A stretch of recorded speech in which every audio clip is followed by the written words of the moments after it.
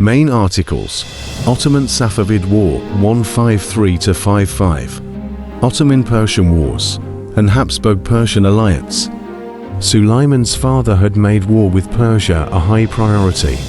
At first, Suleiman shifted attention to Europe and was content to contain Persia, which was preoccupied by its own enemies to its east. After Suleiman stabilized his European frontiers, he now turned his attention to Persia, the base for the rival Shia Muslim faction. The Safavid dynasty became the main enemy after two episodes. First, Shah Tahmasp killed the Baghdad governor loyal to Suleiman and put his own man in. Second, the governor of Bitlis had defected and sworn allegiance to the Safavids, 1951 as a result. In 1533, Suleiman ordered his Pargolak Ibrahim Pasha to lead an army into Eastern Asia Minor, where he retook Bitlis and occupied Tabriz without resistance.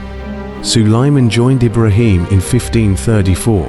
They made a push towards Persia, only to find the Shah sacrificing territory instead of facing a pitched battle, resorting to harassment of the Ottoman army as it proceeded along the harsh interior. In 1535, Suleiman made a grand entrance into Baghdad. He enhanced his local support by restoring the tomb of Abu Hanifa, the founder of the Hanafi school of Islamic law to which the Ottomans adhered. Attempting to defeat the Shah once and for all, Suleiman embarked upon a second campaign in 1548 to 1549. As in the previous attempt, Tahmasp avoided confrontation with the Ottoman army and instead chose to retreat, using scorched earth tactics in the process and exposing the Ottoman army to the harsh winter of the Caucasus. 33 Suleiman abandoned the campaign with temporary Ottoman gains in Tabriz and the Urmia region, a lasting presence in the province of Van, control of the western half of Azerbaijan, and some forts in Georgia. In 1553, Suleiman began his third and final campaign against the Shah. Having initially lost territories in Erzurum to the Shah's son, Suleiman retaliated by recapturing Erzurum, crossing the upper Euphrates and laying waste to parts of Persia. The Shah's army continued its strategy of avoiding the Ottomans, leading to a stalemate from which neither army made any significant gain. In 1555, a settlement known as the Peace of Amasya was signed, which defined the borders of the two empires. By this treaty, Armenia and Georgia were divided equally between the two, with Western Armenia, Western Kurdistan, and Western Georgia Inkul, Western Samsk, falling in Ottoman hands, while Eastern Armenia, Eastern Kurdistan, and Eastern Georgia Inkul, Eastern Samsk stayed in Safavid hands. The Ottoman Empire obtained most of Iraq, including Baghdad, which gave them access to the Persian Gulf, while the Persians retained their former capital Tabriz and all their other northwestern territories in the Caucasus. And as they were prior to the wars, such as Dagestan and all of what is now Azerbaijan. Main articles: Ottoman-Portuguese conflicts, 1548 capture of Aden, Ottoman expedition to Asa, and Ottoman naval expeditions in the Indian Ocean. Ottoman ships had been sailing in the Indian Ocean since the year 1518. Ottoman admirals such as Hadim Suleiman Pasha, Saidiali Reis 39, and Kurtoglu Hayza Reis are known to have voyaged to the Mule imperial ports of Tharta, Sarat and Janjira. The Mule Emperor Akbar the Great himself is known to have exchanged 6 documents with Suleiman the Magnificent. Suleiman led several naval campaigns against the Portuguese in an attempt to remove them and re-establish trade with the Mule Empire. Aden in Yemen was captured by the Ottomans in 1538 in order to provide an Ottoman base for raids against Portuguese possessions on the western coast of the Mule Empire. Sailing on, the Ottomans failed against the Portuguese at the Siege of Dio in September 1538, but then returned to Aden, where they fortified the city with 100 pieces of artillery. From this base, Suleiman Pasha managed to take control of the whole country of Yemen, also taking Sana'a. With its strong control of the Red Sea, Suleiman successfully managed to dispute control of the trade routes to the Portuguese and maintained a significant level of trade with the Mule Empire throughout the 16th century. From 1526 until 1543, Suleiman stationed over 900 Turkish soldiers to fight alongside the Somali Adil Sultanate, led by Ahmad ibn Ibrahim al-Ghazi during the conquest of Abyssinia. After the First Oyuran-Portuguese War, the Ottoman Empire would in 1559 absorb the weakened Adil Sultanate into its domain. This expansion furthered Ottoman rule in Somalia and the Horn of Africa. This also increased its influence in the Indian Ocean to compete with the Portuguese Empire with its close ally, the Oyuran Empire. In 1564, Suleiman received an embassy from Aceh, a sultanate on Sumatra, in modern Indonesia, requesting Ottoman support against the Portuguese. As a result, an Ottoman expedition to Aceh was launched, which was able to provide extensive military support to the Essenes.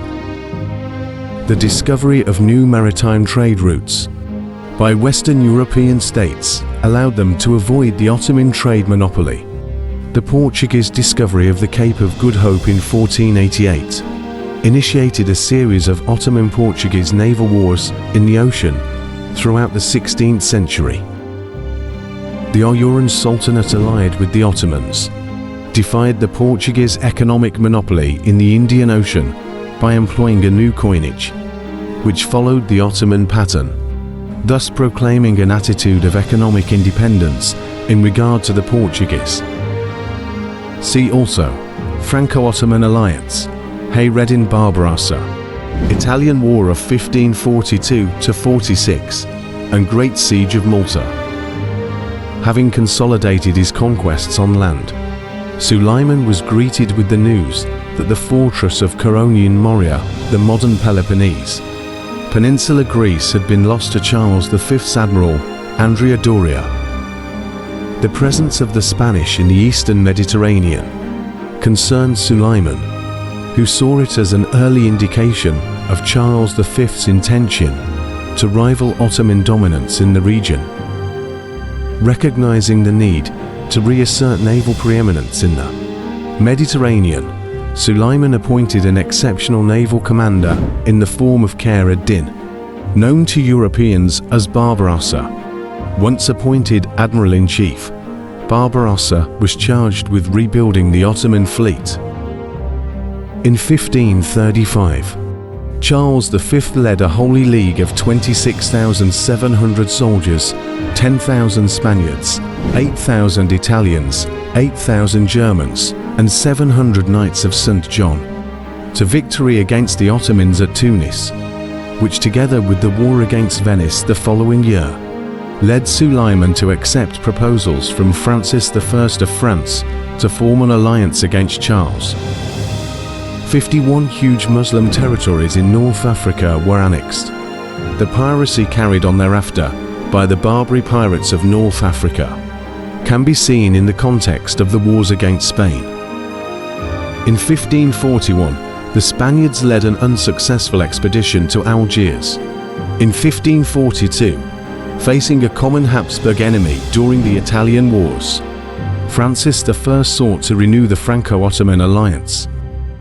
In early 1542, Poland successfully negotiated the details of the alliance, with the Ottoman Empire promising to send 60,000 troops against the territories of the German King Ferdinand, as well as 150 galleys against Charles, while France promised to attack Flanders, harass the coasts of Spain with a naval force, and send 40 galleys to assist the Turks for operations in the Levant.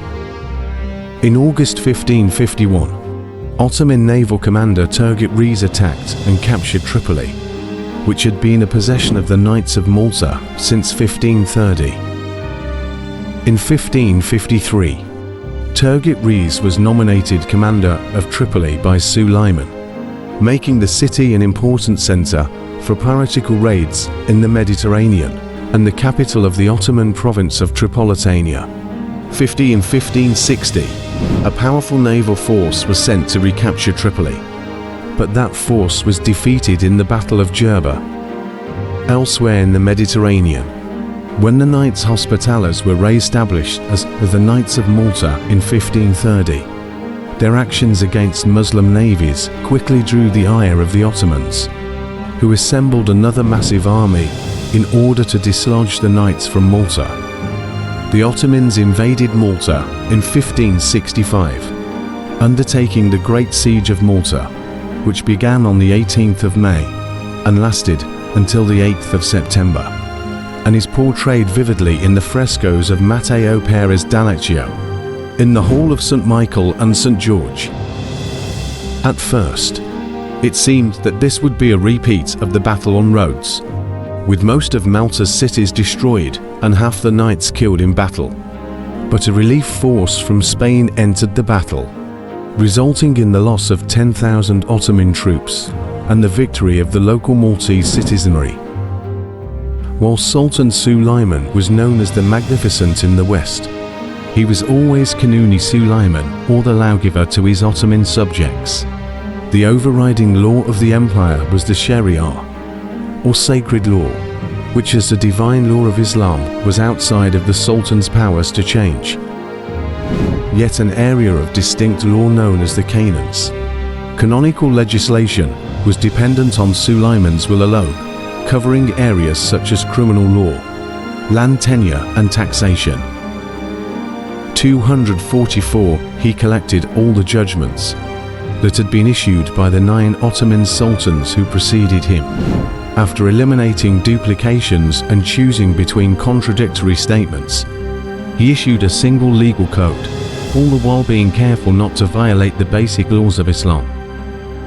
It was within this framework that Suleiman, supported by his Grand Mufti Abbasud, sought to reform the legislation to adapt to a rapidly changing empire.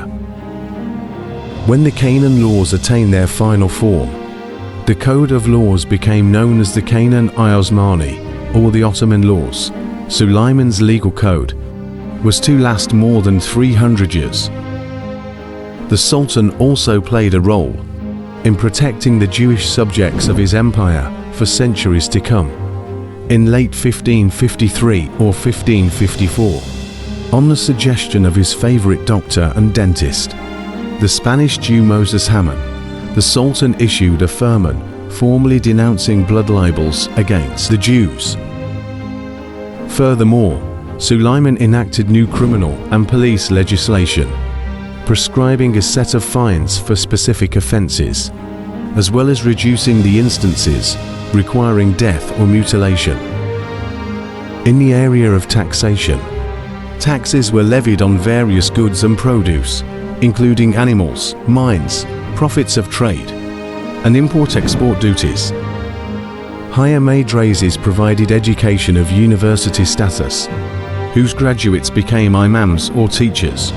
Educational centers were often one of many buildings surrounding the courtyards of mosques. Others included libraries, baths, soup kitchens, residences and hospitals for the benefit of the public.